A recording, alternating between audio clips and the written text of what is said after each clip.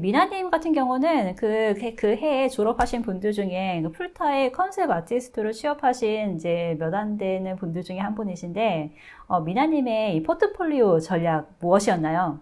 많은 분들이 취업하고 싶은 회사를 하나 골라서 그 회사의 스타일에 초점을 맞추는 반면에 저는 좀 더 다양한 아트 스타일의 포트폴리오를 만들어서 취업의 기회를 늘리고자 했습니다. 부작용으로는 얄팍한 지식이 티가 날 수밖에 없었고, 그리고 안정적이지 않은 굉장히 애매한 포트폴리오가 나온 것 같았어요. 그래서 너무 다양한 스타일을 도전하는 거는 별로 추천하고 싶지는 않아요. 다만 한 가지만 파는 것보다는 차선책으로 쉽고 빠르게 만들 수 있는 다른 스타일을 한두 개 정도 포트폴리오에 추가하는 거는 좋은 방법일 것 같아요. 저 같은 경우에는 졸업 3개월 전에 모바일 게임 컨셉 아트 수업을 들었는데요. 이때 3개월 동안 만들었던 포트폴리오를 계기로 모바일 게임 프로젝트에 컨셉 아티스트로 취업을 하게 됐었어요.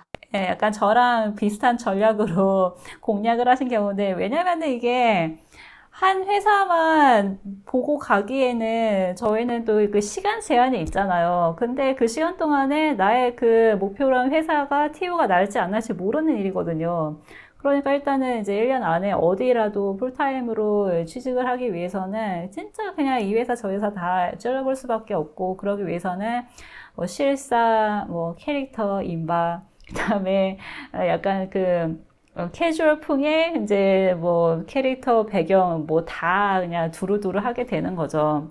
근데 미나님 같은 경우는 그렇게 얄팍하지 않아요. 저에 비해서 굉장히 다들 탄탄한 피스들이고, 특히 3개월 동안 준비했다고 보기에는 그 모바일 포트폴리오가 굉장히 좋은 것 같아요. 아, 감사합니다. 약간 적성에 맞으시는 거 아니에요, 그쪽이? 적성에 맞긴 맞는 것 같아요. 근데 저는 그걸 평생 하고 싶진 않더라고요. 아, 다행히 지금은 다른 프로젝트에 있어요. 알겠습니다. 지금은 약간 스타일라이즈 된 그런 캐릭터 작업을 주로 하고 계시죠. 네, 네. 그리고 또 지금 다니시는 회사에 입사하실 때 굉장히 강도 높은 아트 테스트를 보셨다고요. 예, 저는 모바일 게임용 캐릭터, 무기, 비클, 그리고 크리처까지 만들라고 하더라고요. 다른 아트 테스트들이랑 비교해 봤을 때 요구하는 양이 굉장히 많았어요. 1차에서는 썸네일만 요구했거든요. 거기서는 저는 이제 보기 좋고 깔끔하게 만들려고 노력을 했고요. 옵션을 많이 만들어주면 좋을 것 같아서 저는 종류당 한 12개 이상씩은 준비를 했던 것 같아요. 그러면 처음에 이게 뭐 하나당 뭐 썸네일 몇 개씩 그런 숫자에 대한 제한은 없었나요? 제한은 전혀 없었어요. 그냥 제가 원하는 만큼 만드는 거였는데 그냥 많이 만들면은 좋아할 것 같아서 저는 제가 가진 능력을 다 보여주자 이런 마음에 좀 무리해서 많이 만들었죠. 1차 테스트 후에 전화상으로 간단하게 인터뷰를 했는데 거기서 1차 테스트에 관한 피드백을 받았어요.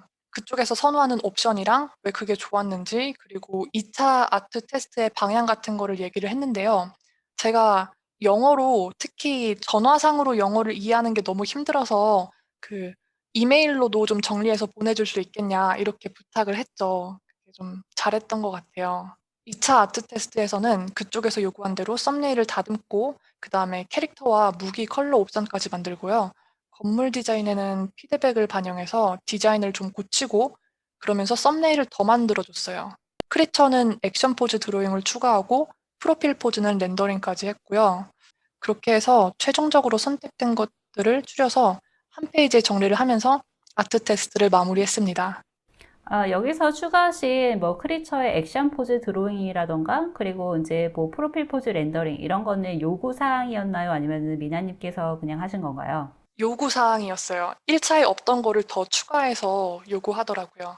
이렇게 1차, 2차 나누어서 아트 테스트를 보는 것도 제가 봤을 때는 좀 이례적이고, 일단 이 수량도 사실은 조금 많은 편인 것 같긴 해요. 근데 없진 않아요. 제가 경험한 건 아니지만 주변에서 봤을 때 이렇게 뭐 캐릭터, 인바, 뭐 크리처, 비클 이렇게 모든 종류를 두루두루 다 시키는 회사들이 있긴 있더라고요. 이게 간혹 회사에 따라서는 캐릭터 인바 이렇게 스페셜리스트가 있는 게 아니고 제너럴리스트로 두루두루 다 하는 경우가 또 있기 때문에, 그럴 때 이제 그 사람의 포트폴리오에서 충분히 보여지지 못한 부분을 다 아트 테스트를 보고 싶어서 이렇게 주는 것 같습니다.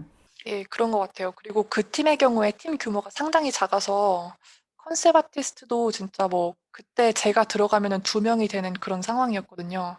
그래서 좀 이것저것 많이 할 수 있는 사람을 찾고 있었던 것 같긴 해요. 그리고 또 그 중간에 말씀하신 것처럼 그 피드백을 받았을 때 이제 내가 다 충분히 이해가 되지 않는 부분을 이메일로 정리해달라고 한 건 진짜 잘하신 것 같은 게, 이렇게 뭐 아트 테스트 2차로 보고 중간에 피드백을 줬다는 거는 진짜 이 어떤 아트 테스트를 실무랑 똑같은 형식으로 해서 이 사람이 팀 작업을 잘 할 수 있고 또 피드백을 잘 따라올 수 있는지를 보겠다는 거거든요. 예, 그렇기 때문에 그냥 뭐 대충 내가 못 알아듣는다고 아는 척하고 그냥 어물쩍 하는 게 아니고 이제 확실하게 이제 그쪽의 의사를 확인한 다음에 피드백을 정확히 반영한 게 이 아트 테스트를 네, 성공적으로 패스하신 중요한 이제 요건이지 않았나 생각이 듭니다. 팁을 말씀해 주세요. 아, 팁이라고 하면은 전 거창한 건 잘 모르겠고 그냥 주는 피드백에 잘 맞춰서 그려주면은 되는 것 같고요. 그리고 이미 공개가 된 프로젝트인 경우에 그쪽에서 그 아트 작업물을 보내주거든요. 그 스타일에 잘 맞춰서 그려주면은 되게 좋아하는 것 같았어요. 그리고 작업 시간이 어느 정도 걸렸는지 물어볼 때도 있는데 본인이 생각하기에 자기가 삽질을 좀 너무 많이 했다. 그래서 시간이 더 걸렸다. 이렇게 생각이 드시면은 조금 그 걸린 시간을 줄여서 말하시는 게 좋은 것 같아요. 미나님 같은 경우는 1차, 2차 각각 어느 정도 시간이 걸리셨나요? 제가 그때 썸네일 하나당 시간이 3-40분 걸렸다고 얘기를 했어요. 근데 잘 안 되는 거는 더 걸린 것도 많거든요. 근데 일단 그 정도로 얘기를 했죠. 아, 미나님께서는 혹시 그럼 이 인터뷰 과정에서 좀 인상 깊었던 경험이 있으셨나요? 하나 정말 기억에 남는 거는 제가 받았던 질문 한 개가 정말 너무 어려웠거든요. 그 팀장이 일부러 꼬아서 저한테 물어본 것 같아요. 정말 그 질문이 뭔지 지금도 정확히 모르겠어요. 내용이 어려웠던 건가요? 아니면은 뭐 말이 어려웠던 건가요? 그분이 말도 엄청 빨리 하시고 내용도 상당히 어려웠어요. 이거는 무슨 거의 신입 컨셉 아티스트가 이해할 수 없는 영역의 그런 질문을 한 것 같아요. 뭐 UI에다가 뭐 게임 플레이어의 입장 뭐 이런 것까지 다 짬뽕해서 음, 그렇게 물었던 것 같아요. 가끔 그런 압박 질문을 하시는 분들이 있더라고요. 저 예전에 모바일 회사랑 인터뷰 봤을 때 그쪽에서는 저한테 사업 수익 모델에 대해서 얘기해 보라고 하는 거예요. 그래서 뭐 일개 컨셉 아티스트인 나에게 왜 저런 질문을 하지라고 약간 의아했던 적이 있는데 그냥 뭐 그 사람이 유별난 걸로 생각하시면 될 것 같아요. 일반적인 경우는 확실히 아닌 것 같아요. 그런 게. 온사이트 인터뷰에 대해서 말씀해 주시겠어요? 특이했던 게 제가 들어갔던 그 모바일 팀에서는 온사이트 인터뷰까지 봤는데요.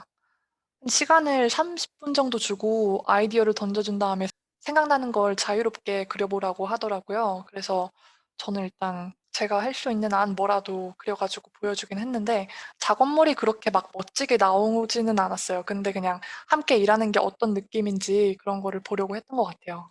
네, 그러면은 미나님이 생각하시는 직업으로서 컨셉 아티스트의 단점과 장점은 무엇일까요? 먼저 장점은요. 자신의 아이디어를 디자인에 적극적으로 반영할 수 있는 점이 굉장히 재밌는 것 같고요. 단점으로는 아무래도 게임이 상업 예술이잖아요. 그러다 보니까 본인이 만족스러운 디자인보다는 잘 팔리는 디자인에 초점을 맞춰야 되는 경우가 정말 많아요. 그래서 자기가 좀 디자인 스타일이 마음에 안 들어도 회사에서 이게 잘 팔리는 거라고 이런 쪽으로 좀 해달라고 하면은 그렇게 일을 하는 거죠. 제가 처음에 컨셉 아티스트로 취업을 했을 때는 그 부분에서 약간 혼란이 왔거든요. 제가 생각하는 그런 막 멋있는 컨셉을 할 줄 알았는데 약간 그거랑은 거리가 있다 보니까 지금은 그냥 일은 일대로 하고 하고 싶은 아트는 개인작에서 하는 게 좋은 것 같아요. 미나님, 그럼 컨셉 아티스트 공부하시는 분들이나 또 해외 취업 준비하시는 분들께 하고 싶은 말 어떤 게 있을까요? 저는 특히 해외 취업을 준비하시는 분들께 여러 방면에서 플랜 B를 준비하라고 말씀드리고 싶어요. 직업적인 면에서는 자기가 하고 싶은 일 1순위 이외에도 시간을 조금 짬내서 자기가 잘 준비할 수 있는 다른 스킬도 마련해서 2순위 직종까지 준비하는 게 안전하다고 생각하거든요. 아주 다른 직종을 고르라는 건 아니고요.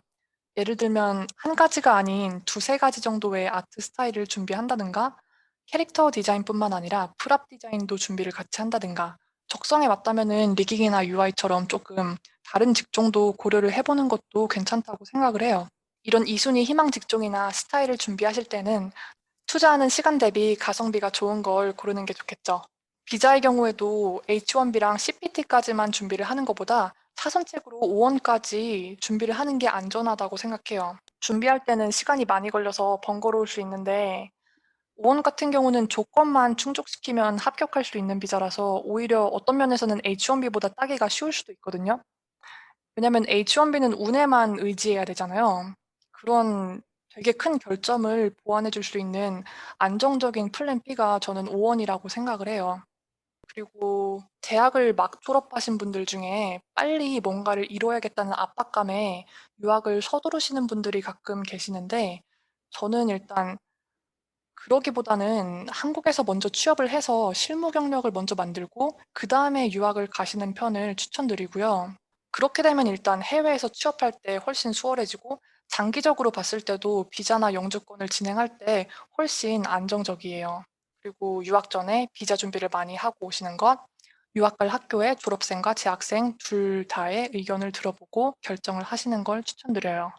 네, 미나님, 오늘 정말 좋은 말씀 너무 감사드리고, 사실, 저 같은 경우는 5원 비자는 준비를 전혀 하지 않았었기 때문에, 그냥 이제 주위에서 얘기만 듣고 막연하게, 아, 이거는 진짜로 굉장히 유명한 국제 대회에서 수상을 할 정도로 능력이 있는 아티스트만 딸 수 있는 비자일 거라고 생각을 했어요. 그래서 그냥 이런 일반적인 컨셉 아트 공부를 하는 저 같은 사람이 어떻게 준비를 해야 되는지 막막했었는데 오늘 이제 짚어주시는 얘기 들어보니까 이게 막 그렇게 엄청나게 막 명성이 높은 사람만 신청할 수 있는 비자가 아니고 이렇게 딱 그냥 서류 상에서 요구하는 조건들만 딱딱딱 잘 이렇게 자료를 만들어서 제출하면은 누구에게나 충분히 가능성이 있는 비자일 거라는 생각이 들어요. 그래서 말씀하신 것처럼 예, 25%도 안 되는 확률로 추첨 운에 의지해야 되는 H1B보다 더 현실적인 대안이 있을 것 같다는 그런 생각이 듭니다.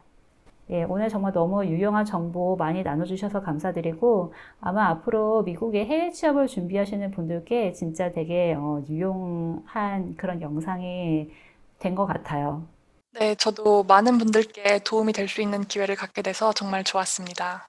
영상이 도움이 되었다면 구독과 좋아요, 알림 설정까지 부탁드립니다. 감사합니다. 네, 고맙습니다, 미나님.